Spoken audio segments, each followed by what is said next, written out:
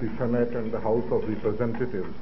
And if that happens, I believe it will be a great day, possibly on the 14th of September of this year.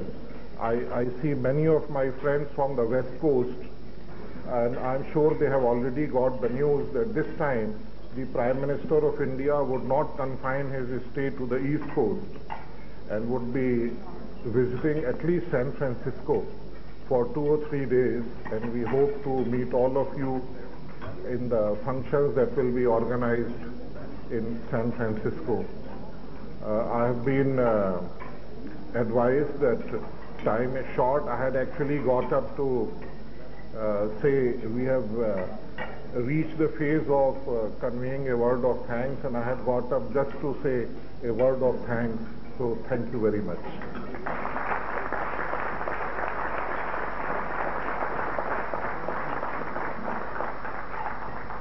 Thank you, Ambassador Chandra.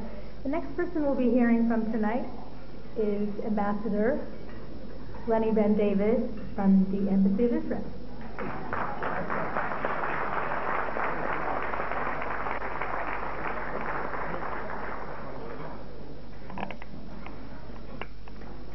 Your Excellency, members of Congress, Member of Parliament, my dear friend Dr. Reddy, and ladies and gentlemen, Ambassador David Avery sends his regards and has sent me, the Deputy Chief of Mission, to extend Israel's congratulations. Friends, I conclude 3 years of service here in Washington and return home to go into the private sector again. We have a problem. The Indian American community had a problem, and that was the fact that historically they did not receive the type of attention in the United States that they deserved. And you here in this room organized to make certain that your voices were heard. Let me just say that sometime last year, myself and Congressman Gary Ackerman wrote a letter to the President urging him to visit India. And I know many of the congressional members here as well urged the President to make that trip. Let me say it in a bipartisan way that I want to commend the President for the trip he took to India. I think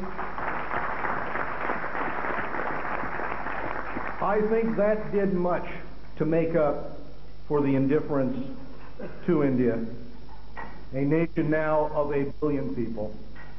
But I think that we need really to look strategically, and I think we need to think about closer ties, economic ties, military ties, and I think all of us would agree that there is much that can be done using this as the foundation. And I wanted to talk to you just for a moment tonight about some of my thoughts on that subject. You know, we've talked tonight about the advantage of the common values of democracy and the rule of law, but we also need to focus on India's security, and we also need to focus on America's security. And we need to realize that India lives in a very rough neighborhood.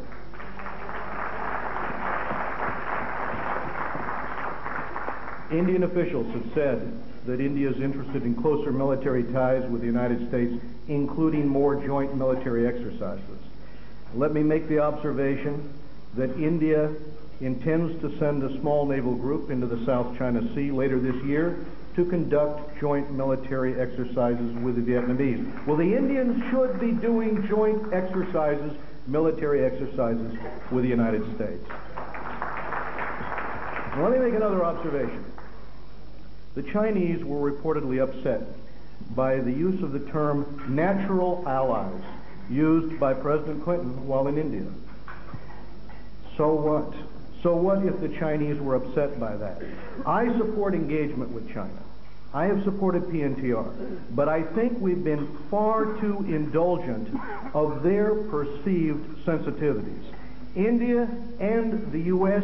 are natural allies. We are natural allies in a way that China and the U.S. cannot be, and it's because of China's form of government. Let me also make the observation that Defense Secretary Cohen is now in China seeking to build U.S.-Chinese military ties. I would hope that our military-to-military relationship with India is not compromised by the desire to work with the PRC. And let me also say, as long as we are being bipartisan, as long as we're making the observation that President Clinton is on the right road with this relationship with India, I also want to note that Governor Bush has spoken of India as a force for stability and security in Asia. As long as we're making the observation that President Clinton is on the right road with this relationship with India, I also want to note that Governor Bush has spoken of India as a force for stability and security in Asia.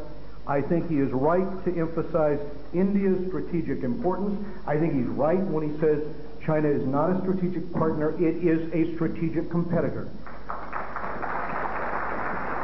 And I think we've spent a great deal of diplomatic attention on China over the last 10 years, and I think India has been shortchanged. And I think this needs to change. I think it is changing. I think with Prime Minister Vajpayee's trip here, it's going to have an opportunity for us to build on that relationship. But lastly, I just want to state that last July, our International Relations Committee passed a resolution sponsored by Chairman Gilman on the situation in Kashmir. It took to task Pakistan for its invasion, calling for it to be U.S. policy to oppose the armed incursion. I think we are making great strides in our relationship with India, and I would like to commend the members of the Indian-American Friendship Council, and especially Dr. Reddy, and those of you here who have taken such an active role, and thank you for that, because I believe your work is very important. I appreciate it.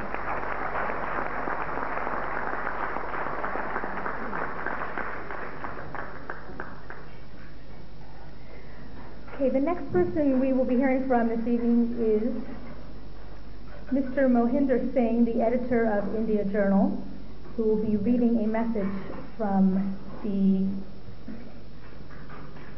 Indian government.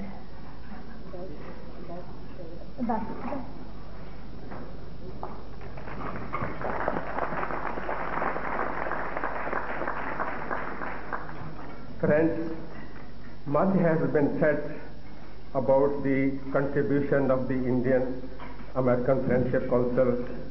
I will not say anything more about that, because this is the only Indian community organization in America which is not fighting, which is not quarreling among themselves, but are doing the best work of bringing India and America together, and India and America closer and nearer to each other. I will now only read out a message sent by the American ambassador based in India. The beauty of that message is that he starts with the word Namaste and ends with the word in Hindi, Hindustan aur America ki dosti amar rahe. So that, and now the text of the message. This has been an extraordinary year for the Indo-American relationship. This year we have confirmed our shared values and engaged in closer cooperation. Since the Indian-American Friendship Council met a year ago, our two countries have rediscovered and strengthened their mutual respect. The visit of President Clinton to India, the first visit by an American president in 22 years, signaled our renewed commitment and also planted the seed for an even more fruitful future. During President Clinton's visit alone, 26 business agreements were signed and others were concluded during the course of the year. Every day I learned of new projects in fields such as biomedical research, agricultural development, and energy. We have enhanced our cooperation in the areas of science and technology with agreements that institutionalize and elevate our cooperation. We have agreed to work together to fight terrorism and trafficking of human beings. Together we will address the digital divide. While India and the United States have become closer both politically and economically, It is the cultural ties that have enabled this to happen. It is the enormous number of Indians and people of Indian origin living in the US and finding success in Silicon Valley in the universities and on Capitol Hill. It is the Indian literature that Americans are reading. It is Indians returning to India from the United States and serving as interpreters of American culture. It is organizations such as the Indian American Friendship Council. Congratulations to the Indian American Friendship Council for its role in promoting mutual understanding and cooperation between India and the United States. Hindustan और America की दोस्ती अमर रहे. Thank you very much.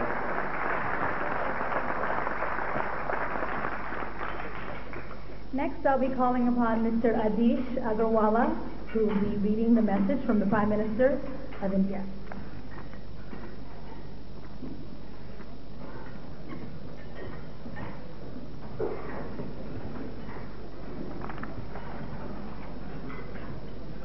Honorable U.S. Senators and Congressmen, dear brothers and sisters, I am delighted to join this evening meeting, a meeting of the people of two greatest and largest democracies in the world. Problems like international terrorism and pervasive poverty and misery in the large parts of the world demand immediate attention and action on the part of lawmakers of USA. Indo-US relations stand at a turning point of history. I pray and hope that all the sanctions against India will be withdrawn before the arrival of Indian Prime Minister in USA. I am hopeful that the forthcoming US visit of our Prime Minister will be another milestone in our relations. I have the unique honor of bringing the signed message from Indian Prime Minister. I read. I am happy to learn that the Indian American Friendship Council is holding its annual Friendship Conference in Washington, D.C. on July 18, 2000. India and the United States enjoy a strong, vibrant, and enduring relationship which is cemented and nurtured by common values of freedom, democracy, and the rule of law. Indian Americans have made an impressive contribution in the fields of education, IT, and health. With kind skills and professional commitment, the Indian American community has built bridges of understanding and friendship between our two countries. There exists a vast potential in the 21st century for expanding and deepening Indo-US ties in which this community can continue to play an active role. I am looking forward to meeting and interacting with the members of the Indian American community during my visit to USA in September 2000. I extend my best wishes for the annual Friendship Conference of Indian American Friendship Council, Atal Bihari Vajpayee, New Delhi, July 11, 2000. I have also brought the messages from our Indian External Affairs Minister, Mr. Jaswant Singh, our Indian Home Minister, Mr. L.K. Advani, the Ambassador of the United States of America in India, Mr. P.V. Narasimha Rao, former Prime Minister of India, Mr. Vishwanath Pratap Singh, former Prime Minister of India, Mr. H.D. Deve Gowda, former Prime Minister of India, Mr. I.K. Gujral, former Prime Minister of India, Mr. Ram Jethmalani, Union Minister for Law, Justice and Company Affairs, Mr. Arun Jaitley, Indian Minister for Information and Technology, Mr. Syed Shah Nawaz Hussain, Minister of State